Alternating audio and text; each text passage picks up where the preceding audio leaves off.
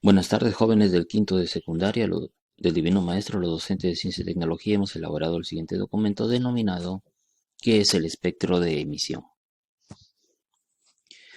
Veamos cosas previas para poder comprenderlo. La radiación térmica emitida por un cuerpo negro.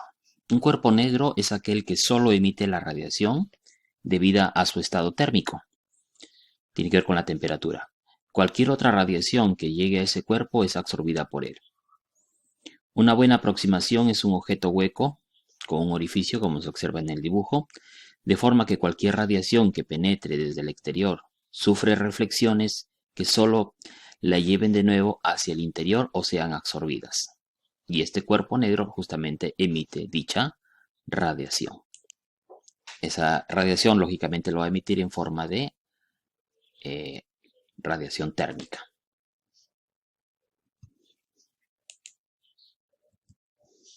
Stefan estableció en 1884 junto con Boltzmann la expresión que relaciona la energía emitida por un cuerpo negro con su temperatura. La ley se denomina de Stefan-Boltzmann. Entonces acá tenemos el cambio de energía entre el cambio del tiempo. Recuerden que esto de acá significa la energía emitida por unidad de tiempo, ya, o potencia emitida, va a ser igual a una constante de Stefan-Boltzmann. Su valor en el sistema internacional es de 5,67 por 10 a la menos 8 watts por metro al cuadrado por Kelvin a la menos 4. ¿Ya? Esto de acá va a ser también, ¿no es cierto?, igual a la superficie. Recuerden que la superficie es metros cuadrados y a la temperatura absoluta pero elevada a la 4. Como el valor de sigma, que en este caso es esa constante de Stefan Boltzmann, era el mismo para cualquier cuerpo negro, se pensó que la emisión térmica tenía que ver con alguna característica común a las partículas que forman la materia. Se sospechaba que tenía que ver con los átomos o las moléculas. Ley de desplazamiento de Wien. El físico alemán Wilhelm Wien, en 1864-1938, estudió el espectro de radiación térmica emitida por un cuerpo negro y encontró los resultados que se muestran en la figura, ¿no? Entonces, en esta figura podemos encontrar la intensidad relativa de la emisión, en este caso de la radiación, y la longitud de onda. ¿Qué nos dice? Que la intensidad de la radiación emitida aumenta con la temperatura. ¿Sí? Entonces, ¿qué estamos viendo? Que la temperatura, ¿no es cierto?, en esta gráfica está aumentando, entonces la intensidad también aumenta. A medida que se eleva la temperatura, el máximo de la intensidad emitida se desplaza hacia una menor cantidad de longitud de onda, ¿no? O sea, prácticamente a la parte de la izquierda de esta gráfica comienza a bajar, miren, ve, ¿no? Que estamos viendo que la intensidad relativa de radiación comienza a bajar, cuando lo lógico es que esta gráfica, ¿no es cierto?, siga aumentando. De ella podemos deducir lo siguiente, que el cuerpo emite radiación de toda una serie de longitudes de ondas, como se ve en el dibujo. La intensidad de la radiación emitida aumenta con la temperatura. ¿Qué más nos dice? A medida que se eleva la temperatura se aprecia una zona del espectro en que la intensidad de las radiaciones emitidas es mayor. Aparece un máximo de la función, como se ve acá, ¿no? ¿Qué más nos dice? Que la longitud de onda de la radiación que se emite con mayor intensidad, esa longitud máxima, es menor cuanto mayor es la temperatura absoluta del cuerpo. Wien estableció una ley en forma experimental conocida como la ley de desplazamiento de Wien, según la cual esa longitud de onda máxima por la temperatura es igual a 2,898 por 10 a la menos 3 metros por Kelvin. Este hecho es coherente con los cambios de color que observamos en un metal que se calienta, por ejemplo, el hierro.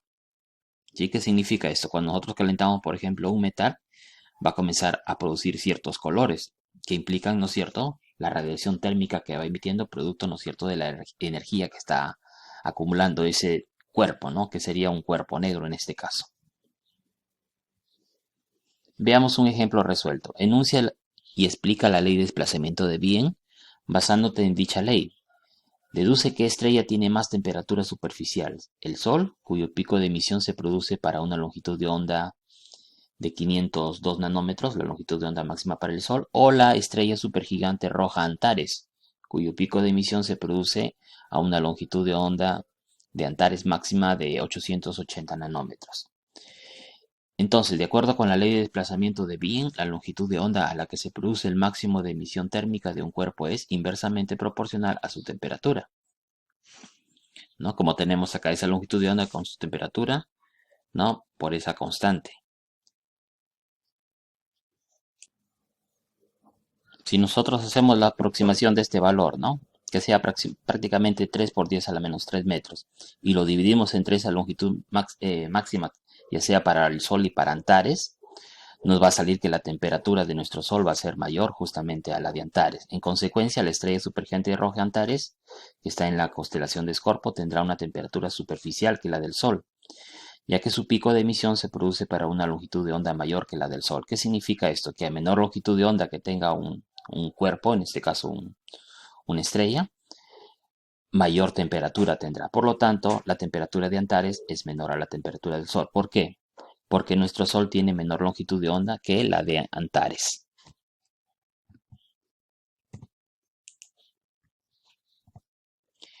Espectroscopía.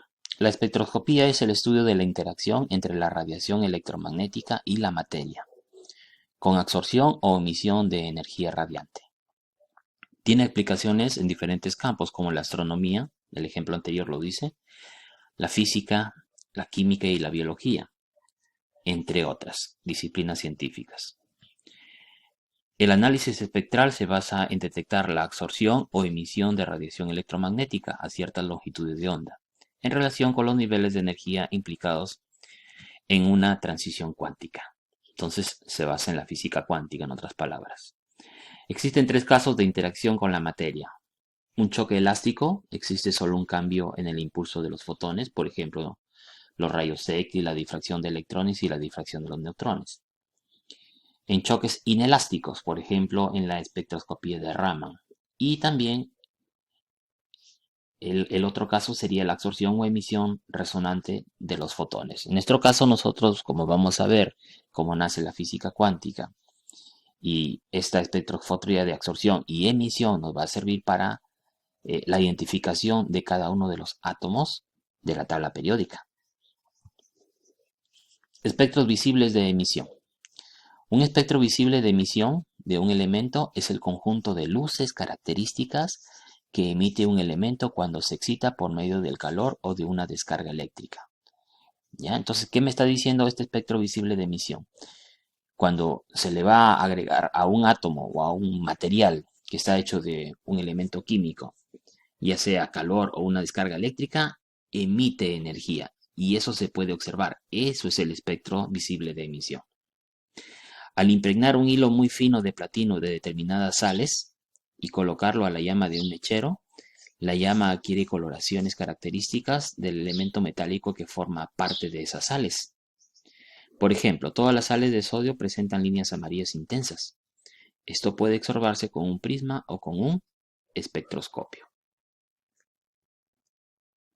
¿no? Por ejemplo, acá se ha hecho el espectro de emisión de sales de mercurio, ¿ya?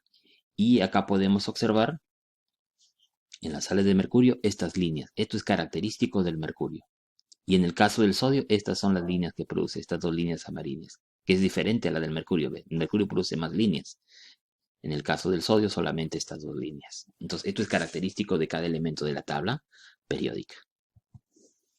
Los espectros de emisión pueden ser continuos o discontinuos, dependiendo de la exposición de las luces emitidas por el emisor. Ya, por ejemplo, acá vemos algunos que son continuos, miren, unos seguidos de otros, y hay otros que son discontinuos, ¿no? Separados. Y acá tenemos de algunos elementos químicos, o sea, es característico de cada elemento químico. Por ejemplo, los sólidos y los líquidos incandescentes contienen de manera continua todos los colores que van desde el infrarrojo hasta el ultravioleta. En cambio, los gases y vapores a baja presión y elevada temperatura producen espectros discontinuos, que pueden ser de rayas o de bandas. Espectros de absorción. Un espectro de absorción es el espectro resultante de la luz o energía que una sustancia absorbe. Es lo contrario prácticamente al espectro de emisión, ¿no? Las sustancias que emiten las mismas radiaciones que absorben. Al iluminar una sustancia con un conjunto de radiaciones, aparecerá en el espectroscopio todas las radiaciones, excepto las absorbidas por esa sustancia. Por ejemplo, acá tenemos el espectro de emisión del hidrógeno, el que está acá, ¿ya? Este es su espectro de emisión y el que está arriba es el de absorción. Entonces, veamos con la emisión primero. Si ponemos el hidrógeno, ¿no es cierto?, lo quemamos, va a emitir, ¿no es cierto?, estas bandas.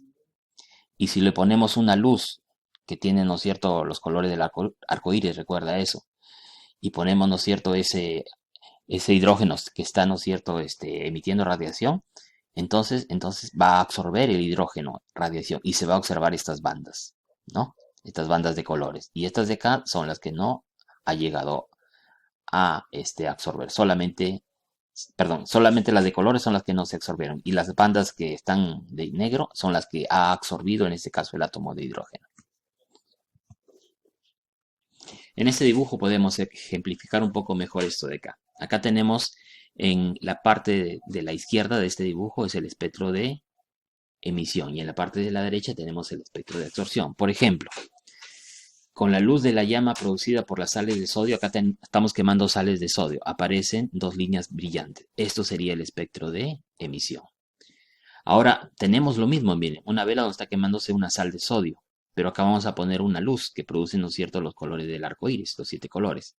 Entonces, esa luz, cuando pase por esta llama que está quemando esas sales de sodio, entonces va a haber una absorción de esos colores y otras no, ¿no? Entonces, vamos a ver que estos colores que están acá del arco iris no se absorbieron y estos que le faltan fueron los que fueron absorbidos. Entonces, acá tenemos el espectro de absorción para el sodio. Y en el otro caso era el espectro de emisión para el sodio. Teoría cuántica e hipótesis de Planck. La teoría cuántica es una teoría física en la que se describen las propiedades dinámicas de las partículas subatómicas y las interacciones entre la materia y la radiación. Max Planck, un físico alemán, postuló en 1900 lo siguiente: que la materia solo puede emitir o absorber energía en unidades pequeñas denominadas cuantos o paquetes de energía. Antes de Planck, algunos físicos trataron de encontrar una fórmula matemática que justificara el espectro de emisión térmica del cuerpo negro. John Stroop y James dieron una expresión que cuadraba con los resultados experimentales a longitudes de ondas elevadas, pero se apartaba de los valores más bajos, ya que la intensidad debía aumentar de manera indefinida al disminuir la longitud de onda.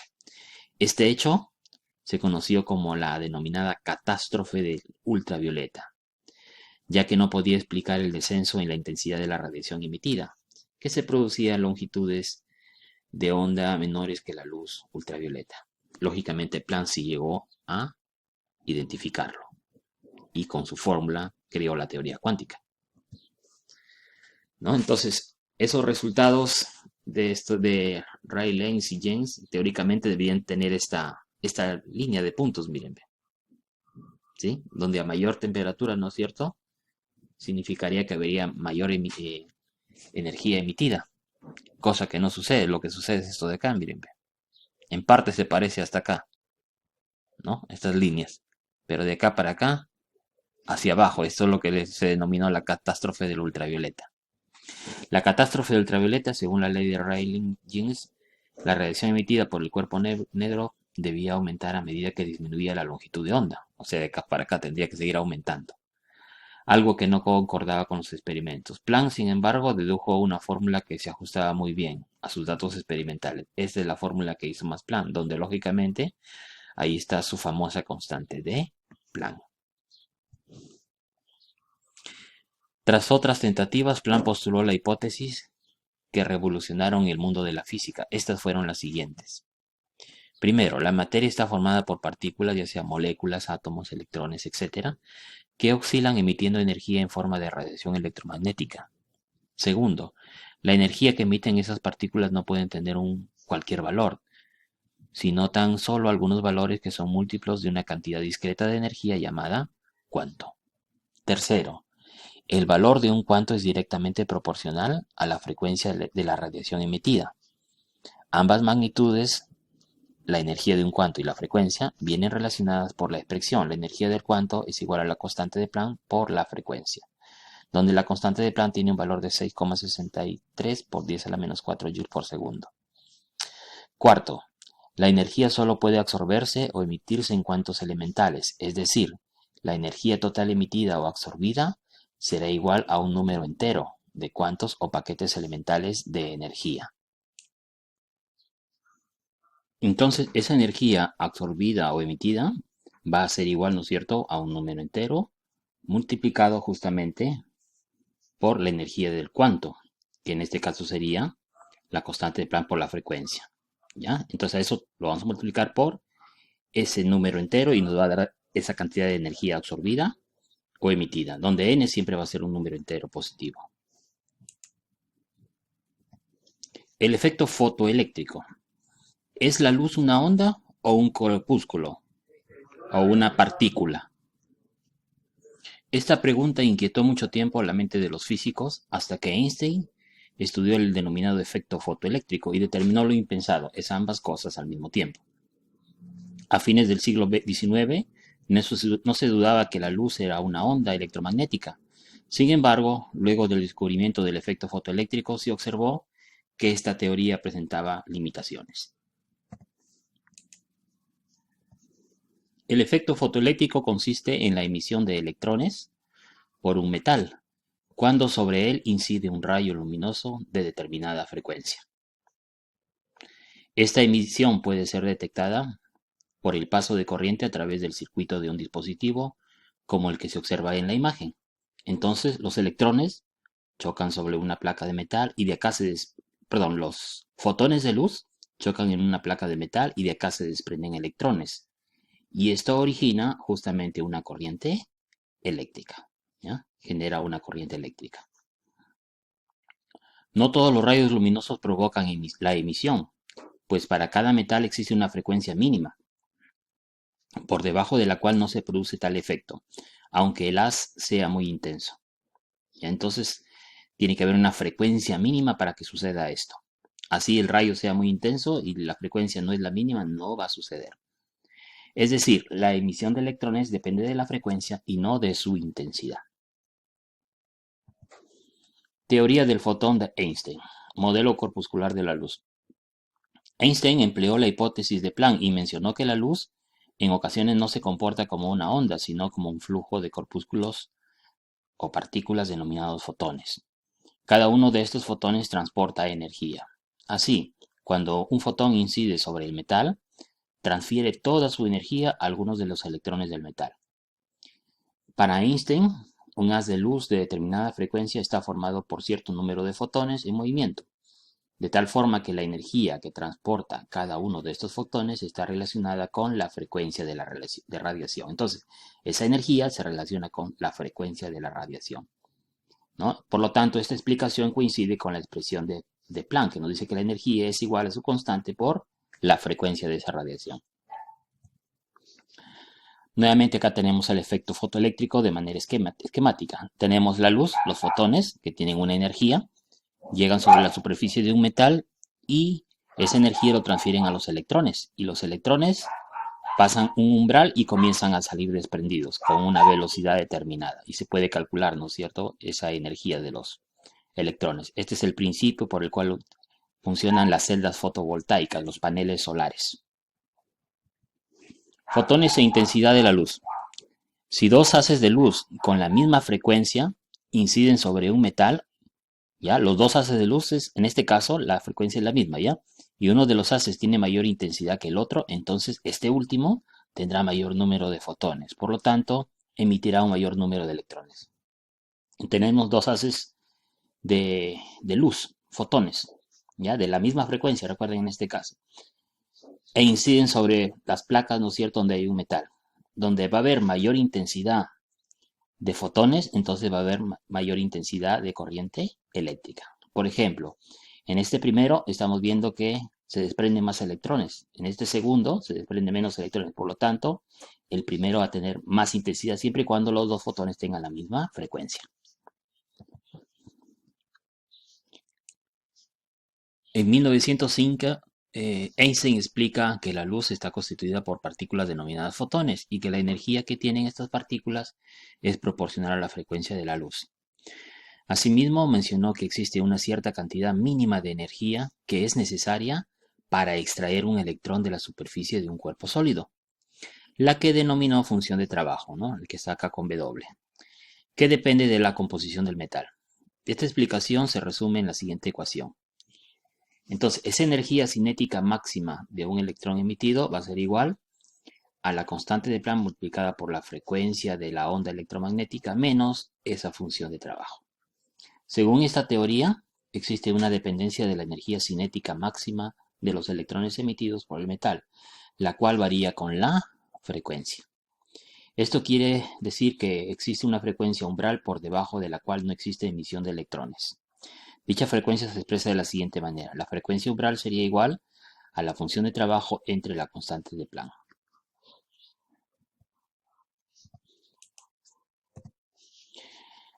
Bueno, como resumiendo entonces, acá vemos que los fotones, la luz incidente, va a chocar sobre una placa y va a hacer que ésta desprenda electrones y eso genera un flujo de corriente eléctrica, ¿no? Este experimento sirve para demostrar que la energía cinética máxima del electrón emitido en el efecto fotoeléctrico depende de la frecuencia de la luz que incide.